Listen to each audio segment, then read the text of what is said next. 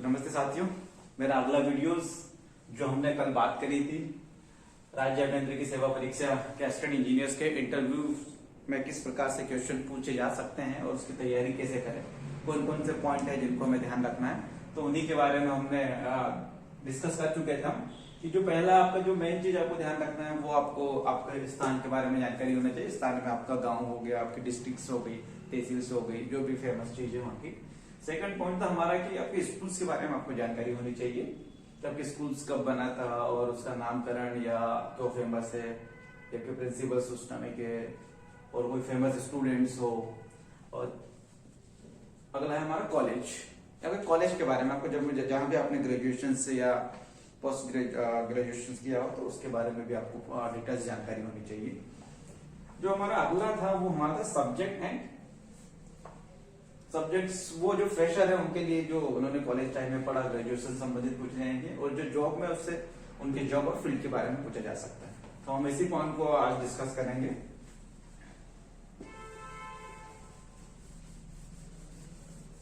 तो जो फ्रेशर है पहले उनके लिए हम बात कर लेते हैं। स्पेशली हम बात कर रहे हैं सिविल इंजीनियर्स के छात्रों के लिए, बाकी के लिए भी सेम, वो उनके सब्जेक्ट्स का रहेगा। जो सिविल्स का है उसके बारे में मैं बता देता हूँ कि जैसे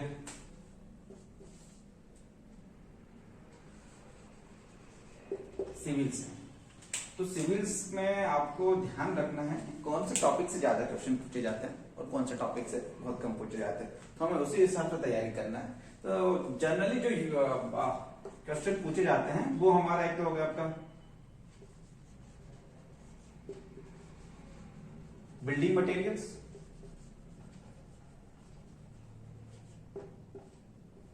बिल्डिंग मटेरियल्स से पूछे जाते हैं। बिल्डिंग मटेरियल्स में भी आपका जो इंपोर्टेंस है वो आपका है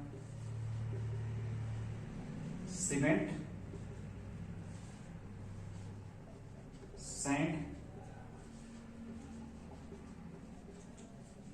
कंक्रीट,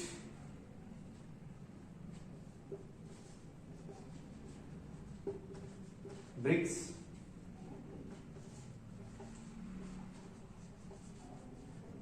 प्लास्टर,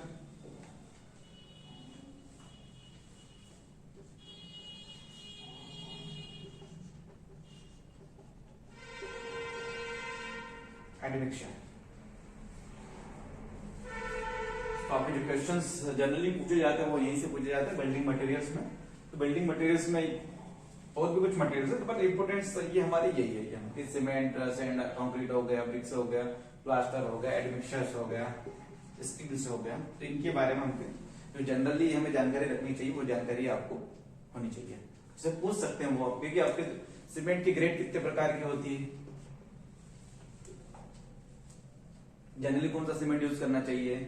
हमारे जो सीमेंट की ग्रेड है वो 33, 43, 53 3 ग्रेड होती है, तो उससे बारे में वो पूछ सकते हैं। उसके बाद आपका स्टील्स की डेंसिटी कितनी होती है, कितने एमएम का स्टील्स मिनिमम पाइल कंस्ट्रक्शन में करना चाहिए, या फिर आपको वो पूछ सकते हैं कि स्लैब में मिनिमम डाया ऑफ स्टील्स क्या होना चाहिए।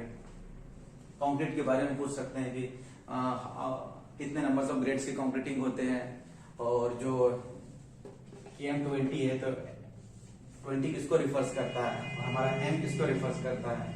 ब्रिक्स को हो गया, ब्रिक्स के बारे में पूछ सकते हैं कि स्टैंडर्ड ब्रिक्स का साइज क्या होना चाहिए। प्लास्टर के बारे में पूछ सकते हैं कितने एमएम का प्लास्टर हमारा आउटर वॉल पे करना चाहिए, इनर वॉल्स पे करना चाहिए। एडमिक्शर्स हो गया, एडमिक्शर्स के बारे में पूछ सकते हैं। तो ये हमारा था बिल्डिंग मटेरियल्स है पहला जो हमारा था। अगर अगला देखें हम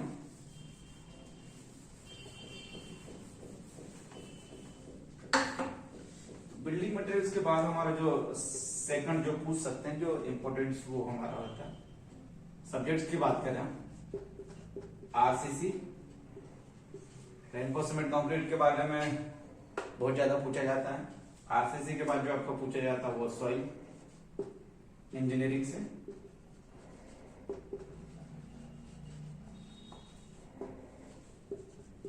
सॉइल इंजीनियरिंग के बाद जो आपके क्वेश्चन अधिकतर पूछे जाते हैं वो आपके पूछे जाते हैं एनवायरमेंटल से,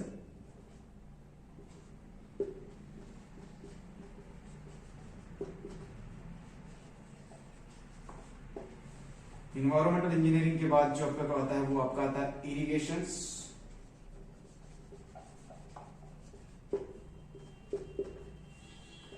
देन हाईवे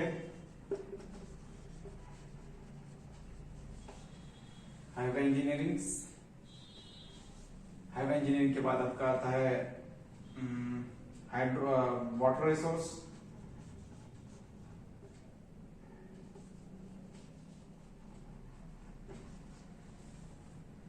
जो है ना सीपीएम, या जिसको हम बोलते हैं सीपीएम या पार्ट्स। तो ये आपके जो बहुत इंपॉर्टेंट टॉपिक है, सब्जेक्ट्स हैं जिनके बारे में आपको पढ़ना है। इनमें भी हम बात करेंगे कि आरसीसी में क्या क्या पूछा जा सकता है, उसके बाद आपके सोर्स इंजीनियरिंग में क्या पूछा जाता है। तो ये ऐसे टॉपिक्स हैं जिनके बारे में हमको विशेष जानकारी होनी चाहिए और इसको अच्छे से पढ़िए। 9 नंबर पे आपको जो ध्यान देना वो आईएस कोड। आईएस कोड आपके दो हैं, एक आईएस 456 और एक है आईएस 800। ये आरसीसी के लिए है और ये आपका स्टील्स के लिए है। तो ये है जो आपको इंटरव्यूज में तैयारी करना है इनके लिए, जो कि फ्रेशर है, जो अभी कहीं पे जॉब नहीं कर रहे हैं, तो उन लोगों को इस हिसाब से तैयारी करना है। और जो जॉब में है उनके लिए विशेष है कि वो आप उनके जॉब रिलेटेड क्वेश्चन पूछ सकते हैं कि आप कौन से विभाग में जॉब करते हैं,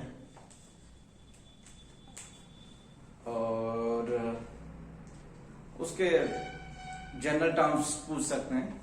जैसे कि अगर आप सिविल इंजीनियर्स हैं और आप फील्ड में, तो आपको कैम्बर पूछ लेंगे, सुपर एलिवेशन पूछ लेंगे, आपको पूछ लेंगे कि 1 वे 2 वे ट्रैफिक और आपका विलेज रोड्स की विड्थ कितनी होती है, और नेशनल हाईवे और स्टेट हाईवे की विड्थ कितनी होती है, और टोल टैक्स कितनी दूरी पे लगाना चाहिए, कि क्या गाइडलाइंस है, इससे संबंधित क्वेश्चंस पूछ सकते हैं। और जो हमारा जो अंतिम था हमारा था वो आपका 4 नंबर पे था जीके।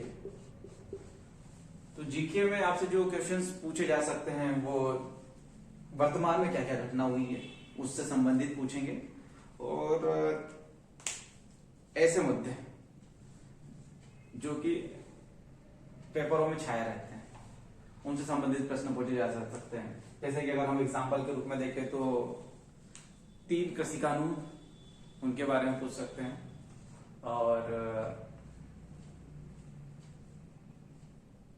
दिल्ली प्रदूषण संबंधित प्रश्न पूछे जा सकते हैं, ऑड इवन से क्वेश्चन पूछे जा सकते हैं। उसके बाद नर्मदा नदी से संबंधित क्वेश्चंस, और Chambal express way, Narmada express way, इससे क्वेश्चंस पूछे जा सकते हैं, क्योंकि वर्तमान में जो सिविल से रिलेटेड है वो क्वेश्चन इस प्रकार से पूछे जाते हैं। तो ये तो हमारा हो गया कि इंटरव्यू में किस प्रकार से प्रश्न पूछे जा सकते हैं। ये मेन चीज है जिनको आपको विशेष करके ध्यान रखना है। तो आज के मेरे वीडियो में इतना ही, तब तक के लिए धन्यवाद। कल एक नई वीडियो के साथ मैं उपस्थित होऊंगा, उसमें हम बात करेंगे कि मेरे से किस प्रकार से प्रश्न पूछे गए थे, और आपको 1 बाय 1 जो मैंने 4 पॉइंट्स दिए थे कि वहां से प्रश्न उठ सकते हैं, उनके बारे में क्या वहां पे क्या क्या तैयारी करें और वहां से ऐसे प्रश्न पूछे जा सकते हैं। तब तक के लिए धन्यवाद। अगर आप लोगों को मेरा वीडियोस पसंद आया हो तो आप उसको लाइक, शेयर और सब्सक्राइब करना ना भूलें।